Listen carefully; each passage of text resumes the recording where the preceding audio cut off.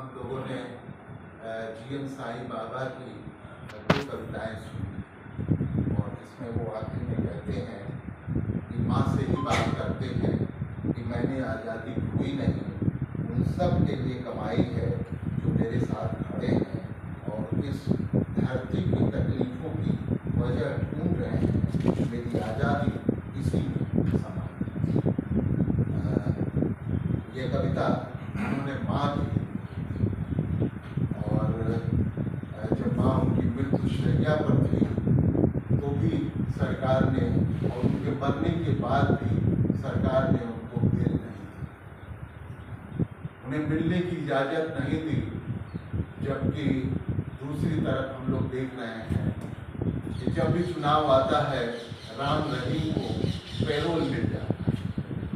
तो मेरे कहने का आशय ये है कि ये हमारे समय और हमारे समाज, हमारी व्यवस्था का यह है साईं बाबा एक आईना है, एक प्रतीक है और उनके द्वारा हम अपने समय, समाज और उस व्यवस्था को समझ सकते हैं।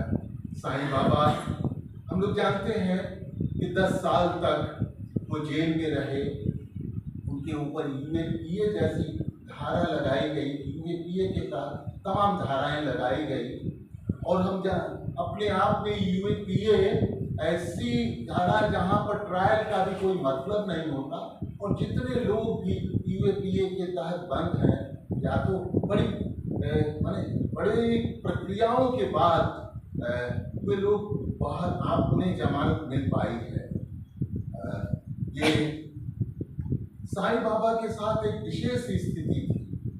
वो 90% विकलांग थे और जेल के अंदर उनके दोनों पांव तो थे ही, जेल के अंदर जो यातनाएं दी गई उससे उनके हाथ तक पर असर हो गया कि वो सामान्य क्रिया करने की स्थिति में भी साईं बाबा नहीं और उन्हें उस समय 200 दिन की जेल से बाहर आकर के, क्योंकि उन्हें वहां जैसा आपने कहा कि उन्हें उस स्थिति में पहुंचा दिया गया था कि जहां पर अब उनके बचने की बहुत उम्मीद नहीं थी और यह सरकार आश्वस्त हो चुकी थी कि अब इन्हें रिहा कर दिया जाए। तो मुझे एक सवाल भी है और करना हम लोगों को सोचना भी चाहिए कि वो क्या वजह है कि साईं बाबा जिनका 90% हिस्सा है ना विकलांग था, जो व्हील चेयर पर बचपन में ही उन्हें पोलियो ग्रस्त थे और उनसे ऐसी क्या बात थी, क्या वजह था जिसकी वजह से सरकार ने उनके साथ यह व्यवहार। तो दरअसल उनके ऊपर आरोप था कि वो नक्सलवादियों के साथ, माओवादियों के साथ उनके कनेक्शन थे। दरअसल वे इतनी शारीरिक रूप से विकलांगता के बाद भी उनके अंदर इस समाज के बारे में एक समझ थी और वो चाहते थे कि यह समाज को जो स्थितियां हैं वो बदले, एक नया समाज माने एक आजाद समाज माने आजादी की जो आकांक्षा है, जो आकांक्षा भगत सिंह और तमाम ऐसे लोगों ने देखी थी, उस आजादी अपनी कविता में भी इस बात को ले आते हैं क्योंकि उन तकलीफों की, उन लोगों की तकलीफों की बात कर रहे हैं जिनकी आजादी खो गई। तो उसको पाने का वो संघर्ष था। उसी के साथ वो आरडीएफ जैसे संगठन से जुड़े, रेडिकल डेमोक्रेटिक फ्रंट से जुड़े। तो ये विचार था जो उन्हें जिंदा रखे हुए था और ये विचार ही था जो उन्हें एक अपराधी बना। यह सवाल है कि विचार कैसे इस लोकतंत्र में एक अपराध की श्रेणी में आ गया। यह वह दौर इनको जैसे कई बार मुझे लगता है कि जैसे चेरा बंदा राजू के साथ भी वही हुआ। इमरजेंसी में उन्हें बंद किया गया, मीसा में रखा गया और जब 7-8 साल के बाद सरकार यह आश्वस्त हो गई कि अब इनका बचना मुश्किल है, इसलिए उन्हें जेल से बाहर ला दिया और जेल से कुछ ही महीने के बाद उनका भी निधन हो गया।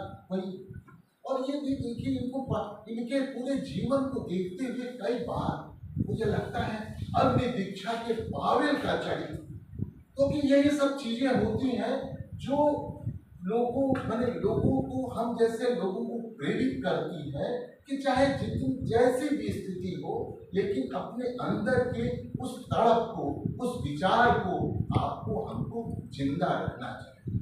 तो मुझे लगता है कि साईं बाबा का वो सिर्फ संकल्प है, ऐसे लोग मरते नहीं, कहते भी है ना। ये एक कविता है किसी वो है कि कौन कहता है कि मौत आई तो मर जाऊंगा, कौन कहता है कि मौत आई तो मर जाऊंगा, मैं तो दरिया हूं समंदर में उतर जाऊंगा। ये नदी याद नहीं है शायर का, उनका ये शेर। तो ये साईं बाबा जैसे लोग मरते नहीं हैं, वो अपनी रिवायत, उस संघर्ष की धार, उस वैचारिकी और लड़ने का संकल्प आगे की पीढ़ी को, हम जैसे लोगों को सौंप जाते हैं। तो साईं बाबा ने जो संघर्ष की यह जो व्यवस्था है, जो तमाम तरह की दमन प्रतंत्रता की बुनियाद पर खड़ी हुई है, उसी धारा को, उसी संघर्ष को रचना और विचार के स्तर पर आगे बढ़ाने का काम हम लोगों ने जन संस्कृति मंच के माध्यम से किया। और आज से 40 साल पहले 25, 26, 27 अक्टूबर को दिल्ली में जन संस्कृति मंच की स्थापना हुई थी। वो स्थापना सम्मेलन में बाबा नागार्जुन ने अध्यक्षता की थी।